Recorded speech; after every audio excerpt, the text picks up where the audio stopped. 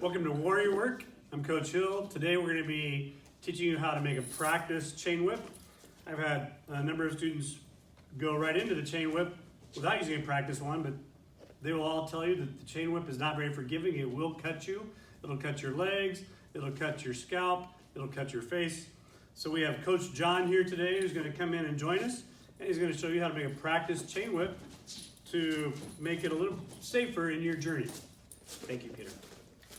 All right, let's take a look at our materials first of all down here. So you're gonna need a pen, a knife of some sort to cut, some change. You're actually gonna need about 30 to 35 cents, I would say. You're gonna need a pair of scissors, You're gonna need some tape, and then you're gonna need some strap. I ordered this through Amazon. The company is called Strapworks, and it's 3/4 inch strap that you can use for this. So basically what you're gonna do is you're gonna take this, and you need about 48 inches of it that you can measure off with a tape measure. And you're gonna take a tennis ball, and what you're gonna do with the tennis ball is you're gonna cut a hole all the way through. You wanna be very careful with your knife, of course. And what you're gonna do is, I've pre-cut this, but you're gonna cut through, and you wanna make sure you go all the way through, being careful again, you don't cut yourself when you go through the other side or cut the floor beneath it. Once you have that, you're gonna fill it full of the coins. We have the last number of coins here. I'm gonna fill this up. So now I have about 35 cents in there, and it has some nice weight to it. You don't want to just use the tennis ball. You want some weight to that, as you'll see when you start learning how to do it. Now for the next step, you are going to thread the strap through the tennis ball. So I take the cap off of the pen there, and I'm just taping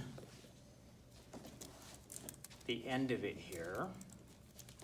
So almost think of threading a needle on a large scale. And you're gonna put that right through. Got some coins in there, so you're gonna have to work it through a little bit. And it looks like it might have pulled off there. Yeah, it pulled off there. So let me try taping that a little more solid.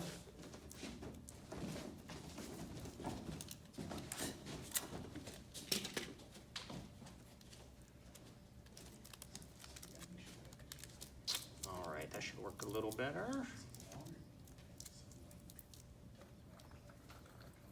And I'm going to make a little space there so it goes through the first part a little easier.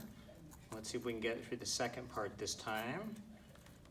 Just almost got it. Let's see.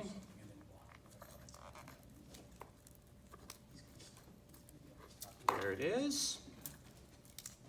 So it might take a little time. Keep working it to get that through if you need to. Then you're going to take it on the other side here, and you're going to tie a knot. This is so the tennis ball will not go flying off into space when you're learning the form. I like a double knot.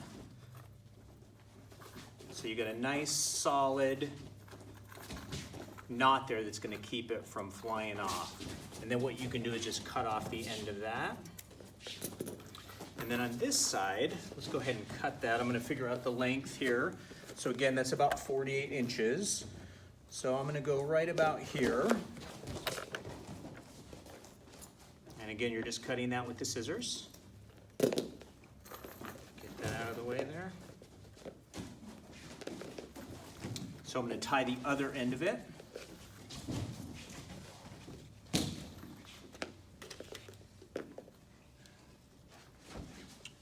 Slide that down a little. All right, so now you have this part so that you can swing it. And then up at the top, there's a couple different ways you can go. You can use some medical tape, like was done on this one. Or you can tie it into a knot, which I'm gonna do again here, and that kind of creates a handle for you there. So let's do a quick knot here. I'm just gonna do that as a quick double knot.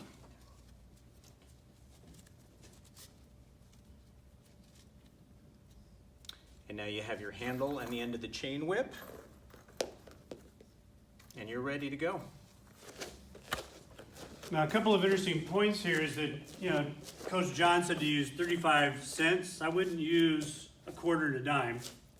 I would probably use 35 pennies, you know, use more to get more weight in there. Because I think a quarter and a dime might be a little bit on the light side.